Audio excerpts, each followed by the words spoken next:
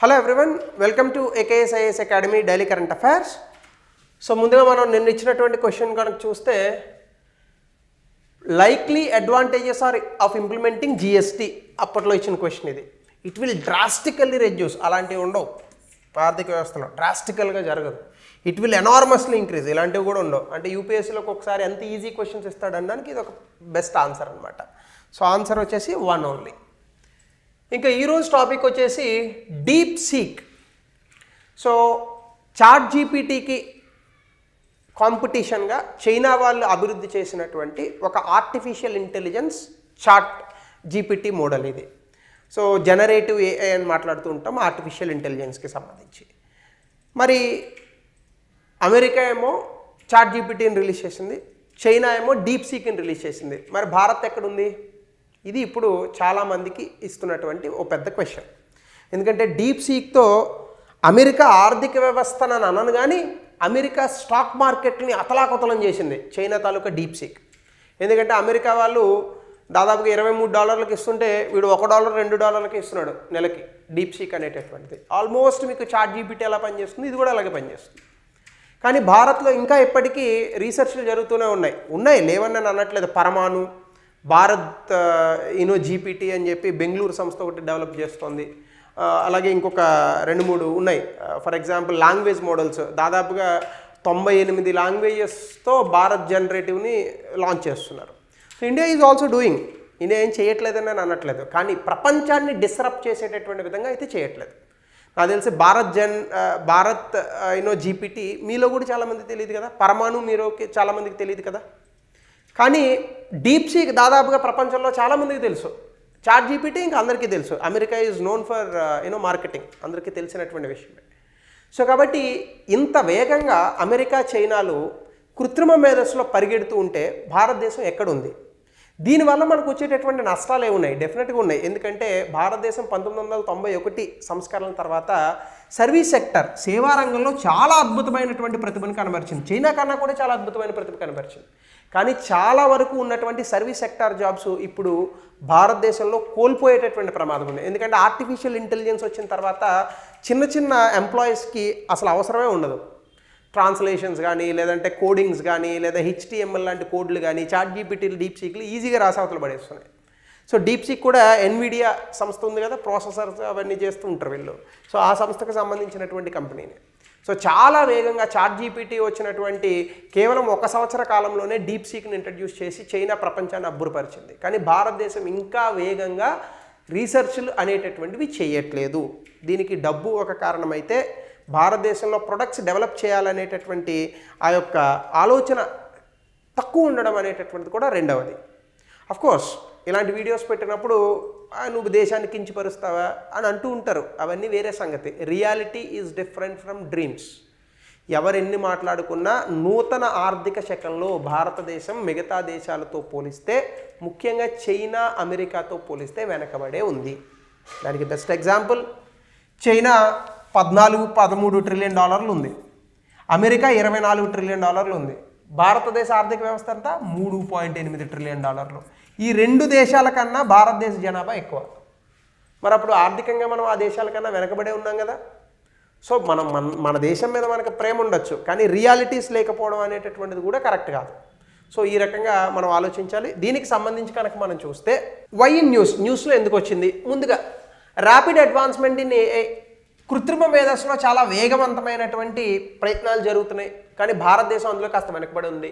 ఈ మధ్యకాలంలో వచ్చినటువంటి చైనా తాలూకా డీప్ సీక్ డెఫినెట్గా చాలా డిస్రప్టర్. ఆర్టిఫిషియల్ ఇంటెలిజెన్స్ స్పేస్లో కృత్రిమ మేధస్సులో ఈ యొక్క చైనా తాలూకా డీప్ సీక్ చాలా పెద్ద డిస్రప్షన్ గురి చేసింది. మార్క్ జుకర్బర్గ్ లాంటి వాళ్ళు చాట్ జీపీటీని వదిలేసి డీప్ సీక్తో మాట్లాడారు అంటే యూ కెన్ అండర్స్టాండ్.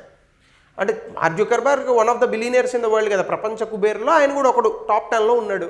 అట్లాంటి వ్యక్తులు కూడా అమెరికాలో వచ్చినటువంటి చాట్ జీపీటీని పక్కన పెట్టి డీప్ సీక్తో కొన్ని సత్సంబంధాలు కుదుర్చుకుందాం అని అనుకుంటున్నారంటే యూ కెన్ అండర్స్టాండ్ అసలు ఏ స్థాయిలో ఈ డీప్ సీక్ అనేటటువంటి డిస్రప్షన్ గురి చేసింది. అలాగే డీప్ సీక్ కూడా జనరేటివ్ ఏఐ మోడల్, అంటే మనం ఏదైనా ఒక అంశాలను ఇస్తే అది టెక్స్ట్ రూపంలో మనకి సమాధానం చెప్తుంది అనమాట. ఈ ఓపెన్ ఏఐ చాట్ జీపీటీ కన్నా కూడా చాలా తక్కువ ఖర్చులో, చైనా అంటేనే తక్కువ ఖర్చులో చాట్ జీపీటీ వస్తుంది. అలాగే చైనా ఏఐ డామినెన్స్, ఈ డీప్ సీక్ ద్వారా చైనా ప్రపంచానికి మరొకసారి రుజువు చేసింది. ఏవైనా కొత్త టెక్నాలజీలు వస్తే, అంటే కృత్రిమ మేధస్సు లాంటి టెక్నాలజీస్, ఇందులో మేము పరిశోధన అభివృద్ధి అనేటటువంటి చాలా వేగంగా చేయగలం ప్రపంచ దేశాలతో ధీటుగా అనేటటువంటి విషయాన్ని చైనా మరొకసారి చెప్పింది. అలాగే ఛాలెంజెస్ టు వెస్ట్రన్ సూపర్మసీ, ఇలాంటి ఇన్నోవేషన్స్ సాధారణంగా టెక్నాలజీకి సంబంధించిన ఇన్నోవేషన్స్, ఇంటర్నెట్లు కానీ జీపీఎస్ సిస్టమ్స్ కానీ ఇట్లాంటివన్నీ సాధారణంగా అమెరికా, యూరోప్ దేశాల్లోనే వస్తాయి. కానీ మొట్టమొదటిసారి ప్రపంచంలో వచ్చిన చాలా గొప్పదైనటువంటి కృత్రిమ మేధస్సు అనేటటువంటి సాంకేతికతను ప్రపంచ దేశాలైనటువంటి పాశ్చాత్య దేశాలతో ధీటుగా ఆసియాలో ఉన్నటువంటి చైనా దాన్ని అభివృద్ధి చేసిందంటే ఖచ్చితంగా వాళ్ళు మనతో ఆసియాలో ఖండంలో కలిసి ఉన్నారు కాబట్టి చైనాని ఈ విషయంలో మనం పొగడక తప్పదు. అమెరికా లాంటి దేశాలతో ధీటుగా చైనా కూడా డెవలపింగ్ నేషనే, పూర్తి స్థాయి అభివృద్ధి చెందినటువంటి దేశం కాదు. సో అట్లాంటి చైనా ఇలాంటి ఒక మోడల్ని డెవలప్ చేసిందంటే ఎస్, డెఫినెట్గా మనం చైనాకి ఇక్కడ కంగ్రాచ్యులేషన్స్ చెప్పాల్సిందే. అలాగే ఛాలెంజ్ టు వెస్ట్రన్ సూపర్మసీతో పాటు ఇంపాక్ట్ ఆన్ ఇండియా, దీనివల్ల భారతదేశం మీద పడేటటువంటి ప్రభావం ఏంటయ్యా అంటే, భారతదేశానికి గ్లోబల్ ఐటీ సెక్టార్లో గత 25 సంవత్సరాలుగా చాలా అద్భుతమైనటువంటి పేరుంది. అంటే ప్రపంచ సాఫ్ట్వేర్ రంగంలో అత్యంత తక్కువ ధరకు సాఫ్ట్వేర్ ఇంజనీర్లను అందించినటువంటి దేశం మనది. సో ప్రపంచవ్యాప్తంగా ఉన్న చాలా పెద్ద పెద్ద కంపెనీలకి భారత సంతతికి చెందినటువంటి వ్యక్తులే సీఈఓగా ఉన్నారు. భారతీయులు అంటారు కానీ భారత సంతతికి చెందినటువంటి వ్యక్తులు, ఎందుకంటే వాళ్ళందరూ అక్కడికి వెళ్ళిపోయారు, భారతదేశ సిటిజన్షిప్లో లేరు వాళ్ళు. సో ఆటోమేషన్ థ్రెట్, ఖచ్చితంగా ఆర్టిఫిషియల్ ఇంటెలిజెన్స్ కారణంగా ఇప్పుడు సాంప్రదాయ పద్ధతిలో మనకు ఉన్నటువంటి ఐటీ సెక్టార్ మొత్తం అని నేను అనను, కానీ కొంతవరకు ఐటీ సెక్టార్ ఇబ్బంది పడే అవకాశం ఉంది. సో అందుకని చెప్పి దీనికి సంబంధించి ఒక ఆర్టికల్ మన హిందూ న్యూస్ పేపర్లో వచ్చింది. సో చైనా ఏఐ రైజ్ని కనుక మీరు చూస్తే డీప్ సీ తాలూకా చాలా కాంట్రిబ్యూషన్స్ ఉన్నాయి ఇక్కడ. కంప్యూటేషనల్ కాస్ట్ను తగ్గిస్తూ ఆర్టిఫిషియల్ ఇంటెలిజెన్స్, కృత్రిమ మేధస్సు మోడల్స్లో హై పెర్ఫార్మెన్స్ని ఇస్తూ తక్కువ ఖర్చులో ఒక మోడల్ని డెవలప్ చేసింది చైనా. అలాగే financial trading firm, transition from a financial trading firm to AI innovator. So strategic adaptability, అంటే డీప్ సీక్ అనేటటువంటిది గతంలో ఒక ఫినాన్షియల్ ట్రేడింగ్ ఫర్మ్ లాగా ఉన్నటువంటిది ఇప్పుడు ఒక ఏఐ ఇన్నోవేటర్ లాగా మారడం అనేటటువంటిది ఎంత అద్భుతమైనటువంటి మార్పు అది. సో ఇక్కడ డీప్ సీక్ కీ కాంట్రిబ్యూషన్స్ ఉన్నాయి. ఈవెన్ మనం కూడా ఇప్పుడు అదే చేయొచ్చు. ట్రేడింగ్ చేస్తున్నారు అందరూ, చేయగలదు. చాట్ జీపీటీ వీటితో కూడా మీరు ట్రేడింగ్ చేసేయచ్చు అసలు బ్రహ్మాండంగా. సో అలాగే చైనా ఏఐ ఎకనామీ స్ట్రాటజీ కనుక మీరు చూస్తే టెక్నాలజికల్ సెల్ఫ్ సఫిషియన్సీ, అంటే ప్రపంచ దేశాల మీద ఆధారపడకుండా మన సాంకేతికతను మనమే అభివృద్ధి చేసుకోవాలనేటటువంటి ఒక పద్ధతిని లేదా ఒక విధానాన్ని చైనా ఆచరిస్తోంది. ఇది చాలా గొప్ప విషయం, చాలా గొప్ప విషయం. వేరే వాళ్ళ మీద డిపెండ్ అవ్వకుండా మన తాలూకా టెక్నాలజీని మనమే డెవలప్ చేసుకోవాలనేటటువంటి ఆలోచన చాలా గొప్పది. ఆ గొప్పతనం మనకి ఉంది. ఇస్రో లేదు మన దగ్గర, వేరే వాళ్ళ మీద శాటిలైట్లు మనం డిపెండ్ అవ్వకుండా మన శాటిలైట్లు మనమే తయారు చేసుకోవాలని అనుకోలే. జియో లేదు ఇంటర్నెట్ సౌకర్యాలు అందించడంలో, అట్లాగనే ఏఐ సెల్ఫ్ సఫిషియన్సీ కూడా. ఎందుకంటే రానున్నటువంటి కాలంలో కృత్రిమ మేధస్సుతో మనకి ఆర్థిక వృద్ధి వస్తుంది, డెఫినెట్గా వస్తుంది. సో వీటిలన్నింటినీ కూడా మనం యూటిలైజ్ చేసుకోవాలి. అలాగే హెవీ R&D ఇన్వెస్ట్మెంట్స్, ఖచ్చితంగా భారతదేశం కన్నా కూడా చాలా ఎక్కువగా జీడిపిలో డబ్బులు పెడుతోంది. చైనా జీడిపి ఎక్కువ, అలాంటిది 2.43% జీడిపి పెడుతోంది. ఇండియా మాత్రం ఇంకా యునెస్కో డేటా ప్రకారం <1% జీడిపి పెడుతోంది ఇలాంటి వాటిపైన.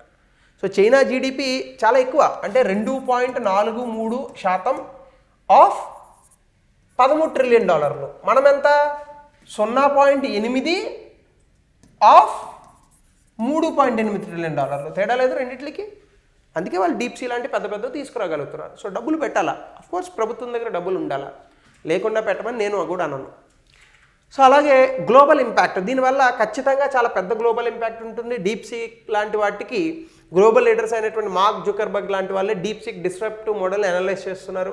అలాగే చాలా ర్యాపిడ్ అడ్వాన్స్మెంట్ వస్తున్నాయి. ఆర్టిఫిషియల్ ఇంటెలిజెన్స్, మెషిన్ లెర్నింగ్, క్వాంటింగ్ కంప్యూటింగ్లో చాలా వరకు చైనా అద్భుతంగా ముందుకెళ్తోంది. ఈవెన్ అమెరికా కన్నా కూడా ధీటుగా ఒక క్వాంటమ్ కంప్యూటింగ్ శాటిలైట్నే రోదశలోకి పంపించిందంటే డెఫినెట్గా చైనాని మనం పొగడకూడదు, దాని నుంచి మనం నేర్చుకోవాలా.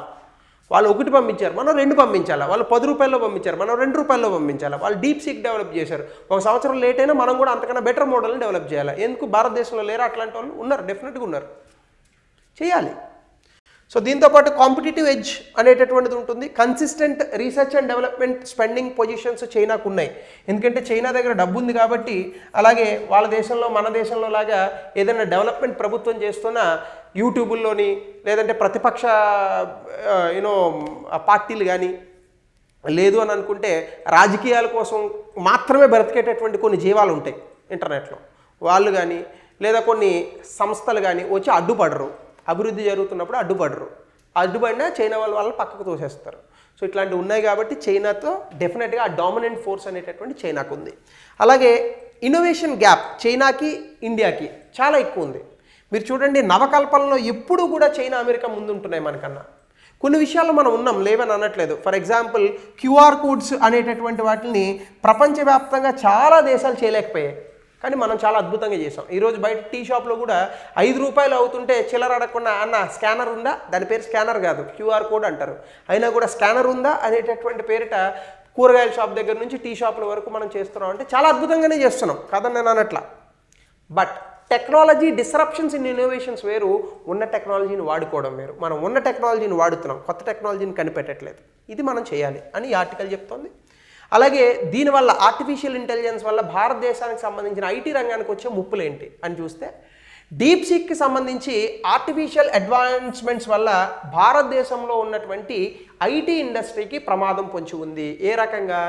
ఐటీ ఇండస్ట్రీ కాస్ట్ ఎఫెక్టివ్, డెఫినెట్గా స్కిల్డ్ పీపుల్ ఉన్నారు, ఇంగ్లీష్ మాట్లాడేటటువంటి లేబర్ ఉంది. చైనాలో ఇంగ్లీష్ మాట్లాడే లేబర్ తక్కువ.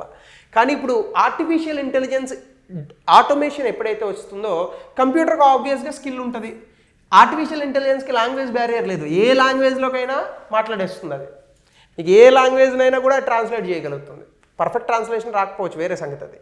సో అలాగే dependency on human incentive sectors, ఎక్కడెక్కడైతే ఎక్కువగా మనుషులు కావాలో వాళ్ళని తీసేసి ఆర్టిఫిషియల్ ఇంటెలిజెన్స్ సంబంధించిన ఒక సాఫ్ట్వేర్ని పెడితే అది మొత్తం రన్ చేసేస్తుంది. సో ఈ రకంగా ఐటీ ఎంప్లాయీస్ ప్లేస్లో ఆర్టిఫిషియల్ ఇంటెలిజెన్స్ని మనం యాడ్ చేయడానికి అవకాశం ఉన్నది. సో ఇది చాలా జాగ్రత్తగా అర్థం చేసుకోవాలి. అలాగే జనరేటివ్ ఏఐ అనేటటువంటిది కనుక మనం చూస్తే రిపిటేటివ్ టాస్క్స్ ఉంటాయి, ప్రతిరోజు చేయాల్సినటువంటి పనులు, వీటిని చేయొచ్చు. అలాగే ఇండియా ఐటీ ఫర్మ్స్కి సంబంధించి కాంపిటీషన్ అనేటటువంటిది ఏఐ సొల్యూషన్స్ నుంచి తక్కువ కాస్ట్లో లభిస్తుంది. ఉదాహరణకి ఇండియా నుంచి ఒక వ్యక్తిని హైర్ చేసుకుంటున్నారనుకోండి, ఇతనికి ఒక $1000 ఇస్తున్నారనుకోండి, అదే ఆర్టిఫిషియల్ ఇంటెలిజెన్స్ని పెట్టుకుంటే $100తో అయిపోతుంది అనుకోండి. కంపెనీలు దీనికే పోతాయి, ఇక్కడికి ఎందుకు వస్తాయి? మీరు చూడండి, అమెరికాలో ఉన్నటువంటి ఐటీ జాబ్స్ ఇండియాకి ఎందుకు వచ్చాయి? అమెరికాలో ఒక్కొక్కడికి $80,000 ఇవ్వాలి సంవత్సరానికి, భారతదేశంలో ఎంత ఇస్తే చాలు? ఇందులో 10% ఇస్తే చాలు, అంటే $8,000 సంవత్సరానికి ఇచ్చేస్తే మన వాళ్ళు పని చేసేస్తారు. అందుకని అమెరికా సంస్థలు ఇక్కడికి వచ్చాయి. రేపొద్దున ఏం జరుగుతుంది? భారతదేశంలో ఉన్నటువంటి ఐటీ ఎంప్లాయీస్ కన్నా ఆర్టిఫిషియల్ ఇంటెలిజెన్స్ తక్కువకి వస్తుంది అనుకోండి, దానికే పోతారు. That is how it happens. అలాగే మల్టీనేషనల్ కంపెనీస్ అన్నీ కూడా ఇప్పుడు ఏఐ పవర్డ్ ఆల్టర్నేటివ్స్ వైపు పోతున్నాయి. మీరు చూడండి, చాట్ బాట్స్, మీరు మాట్లాడేటువంటి call centres almost artificial intelligence వచ్చేస్తుంది ఇప్పుడు. So this is how it goes. అలాగే ఇండియా ఐటీ సెక్టర్ అంతా కూడా హ్యూమన్ క్యాపిటల్ మీద బిల్డ్ అయింది, ఆర్టిఫిషియల్ ఇంటెలిజెన్స్ కాదు. ఈ హ్యూమన్ క్యాపిటల్ మనం ఆర్టిఫిషియల్ ఇంటెలిజెన్స్ వాడేటటువంటి విధంగా మార్చగలిగితే మనల్ని ఆపేవాడు ఉండడు ఐటీ సెక్టర్లో. సో ఇది మనం వేచి చూడాలి ఎంతవరకు జరుగుతుంది అనేది. సో దాంతోపాటు డీప్ సీక్ నుంచి మనం importance of research and development అర్థం చేసుకోవాలి. ఖచ్చితంగా డీప్ సీక్ ఇంత పెద్ద సక్సెస్ అవడానికి చైనా చేసినటువంటి అద్భుతమైన R&D దానికి నిదర్శనం. దాంతోపాటు ఏఐ డెవలప్మెంట్ అనేటటువంటి దాన్ని deep seek treated AI development as a secondary initiative. So దీనివల్ల చాలా అద్భుతమైనటువంటి ఇన్నోవేషన్ సాధించింది. ఐటీ ఫార్మ్స్ ఖచ్చితంగా R&D చేయాలి, ఏఐ డ్రివెన్ ఎకానమీని మనం కూడా సృష్టించాలి ఆర్టిఫిషియల్ ఇంటెలిజెన్స్ ఆధారంగా. అలాగే R&D ఫండింగ్ భారతదేశంలో చాలా తక్కువ ఉంది, కాబట్టి కటింగ్ ఎడ్జ్ టెక్నాలజీస్ రావాలంటే డెఫినెట్గా వీ నీడ్ ఫండ్ మోర్. దాంతోపాటు ఇన్వెస్ట్మెంట్స్ లేకపోవడం టాప్ రీసెర్చర్స్కి, దాంతోపాటు PhDs అనేటటువంటివి కూడా ఇలాంటి టాపిక్స్లో లేకపోవడం కూడా ఇన్నోవేషన్ రావట్లేదు. Indian firms short term goals నుంచి లాంగ్ టర్మ్ ఎక్స్పెరిమెంటేషన్ గోల్స్ వైపు మారాలి, రిస్క్ తీసుకోవాలి, కొత్త టెక్నాలజీని అభివృద్ధి చేయాలి. అప్పుడు మాత్రమే క్వాంటమ్ కంప్యూటింగ్, ఆర్టిఫిషియల్ ఇంటెలిజెన్స్లో అద్భుతమైన అవకాశాలు ఉన్నాయి భారతదేశానికి. ముఖ్యంగా వీటిని డిగ్రీ కోర్సులు, ఇంజనీరింగ్ కోర్సుల్లో ప్రవేశపెట్టాలి, అప్పుడే జనాలకు తెలుస్తుంది. చాలామంది తెలియదు అసలు బయట డీప్ సీక్ అంటే ఏంది, ఆర్టిఫిషియల్ ఇంటెలిజెన్స్ అంటే ఏంటి, మెషిన్ లెర్నింగ్ అంటే ఏంటి, చాట్ జీపీటీ అంటే ఎవడికి తెలియదు అసలు. So wonders we can create. So కాబట్టి ఆర్టిఫిషియల్ ఇంటెలిజెన్స్లో డబ్బులు పెట్టాలి, కొత్త టెక్నాలజీని తీసుకురావాలి. భారతదేశం తాలూకా competitive edge in service sector, అలాగే క్వాటర్నరీ సెక్టర్లో డెఫినెట్గా ఆ కాంపిటేటివ్ ఎడ్జ్ని అలా ఉంచాలి తప్ప తగ్గించకూడదు. తగ్గించామా మళ్ళీ వెనకబడినట్టే. సో దీనికి సంబంధించి కొన్ని పాలసీ ఇనిషియేటివ్స్ రావాలి. ముఖ్యంగా ఎక్స్పెండిచర్ ఎక్కువ పెట్టాలి R&D మీద. చైనా యూఎస్తో ధీటుగా ఎక్స్పెండిచర్ పెట్టాలి. అలాగే వ్యూహాత్మకంగా AI, machine learning, quantum computing ఇవన్నీ కూడా చాలా క్రిటికల్ లాంగ్ టర్మ్ టెక్నాలజీస్ కాబట్టి ఎక్కువ డబ్బులు ఖర్చు పెట్టాలి. టాలెంట్ గ్యాప్, ముఖ్యంగా హై స్కిల్డ్ రీసెర్చర్స్ లేరు ఆర్టిఫిషియల్ ఇంటెలిజెన్స్తో. అలాంటి రీసెర్చర్స్ని తీసుకురావాలి. అలాగే గవర్నమెంట్, ప్రైవేట్ సెక్టర్ రిక్రూట్ చేసుకోవాలి ఎక్కువ మందిని, టాలెంట్ పూల్ని పట్టుకోవాలి. డొమెస్టిక్గా ఆర్టిఫిషియల్ ఇంటెలిజెన్స్లో ఎక్కువ ఇన్నోవేషన్స్ అనేటటువంటివి చేయాలి. అలా చేసినప్పుడే వస్తారు. సో దీంతోపాటు బ్రెయిన్ డ్రైన్, ఎక్కువగా ఆర్టిఫిషియల్ ఇంటెలిజెన్స్ ఉన్నటువంటి వ్యక్తులు కూడా అమెరికా పోతున్నారు, USA పోతున్నారు, చైనా అయితే పోవట్లేదు, USA అయితే పోతున్నారు. అది తగ్గించి భారతదేశంలోనే దీనికి సంబంధించినటువంటి స్టార్టప్స్ వీటిని తీసుకురావాలి. సో ఇలా మనం కనుక చేయగలిగితే డెఫినెట్గా భారతదేశానికి అద్భుతమైన అవకాశాలు ఉన్నాయి. దాంతోపాటుగా AI మనం మ్యానుఫ్యాక్చరింగ్ అండ్ సర్వీసెస్లో కూడా పెట్టచ్చు. ఇదో పెద్ద డిబేట్ నడుస్తుంది, manufacturing, move beyond manufacturing versus service sector అని ఉండేది. మన దేశంలో సర్వీస్ సెక్టర్ బాగుంది, మ్యానుఫ్యాక్చరింగ్ బాగాలేదు. ఇప్పుడు వీటితో పాటు AIని తీసుకురావాలి. సో బ్యాలెన్స్డ్ అప్రోచ్ తీసుకొస్తూ టెక్నాలజికల్ గ్రోత్ని తీసుకురావాలి. అలాగే quantum computing, next artificial intelligence తర్వాత రాబోయేది క్వాంటమ్ కంప్యూటింగే, నెక్స్ట్ లెవెల్ టెక్నాలజీ. సో దీన్ని ఇప్పుడే మనం అభివృద్ధి చేయాలి, ఇప్పుడే ఇన్వెస్ట్మెంట్స్ పెట్టాలి, కాంపిటేటివ్నెస్ని ఎదుర్కోవాలి. ఇండియా చైనా, అమెరికాతో ధీటుగా వీటిని డెవలప్ చేస్తేనే ముందుంటాం. సో దీనికి సంబంధించి గతంలో ఇచ్చినటువంటి ప్రశ్న రిలేటెడ్ టు దట్ కామర్స్, దీని సమాధానాన్ని తెలపండి. అలాగే AI మరియు క్వాంటమ్ కంప్యూటింగ్లో వేగవంతమైన పురోగతి భారతదేశ తన ప్రపంచ IT ఆధిపత్యాన్ని కొనసాగించడంలో గణనీయమైన సవాళ్ళను ఎదుర్కొంటోంది. A good question, critically explain చేయండి, దీన్ని డిస్కస్ చేయండి 200 wordsలో. So this is about this topic, artificial intelligence, DeepSeek importance to India. మరో కొత్త టాపిక్తో మనం యథావిధిగా రేపు కలుద్దాం.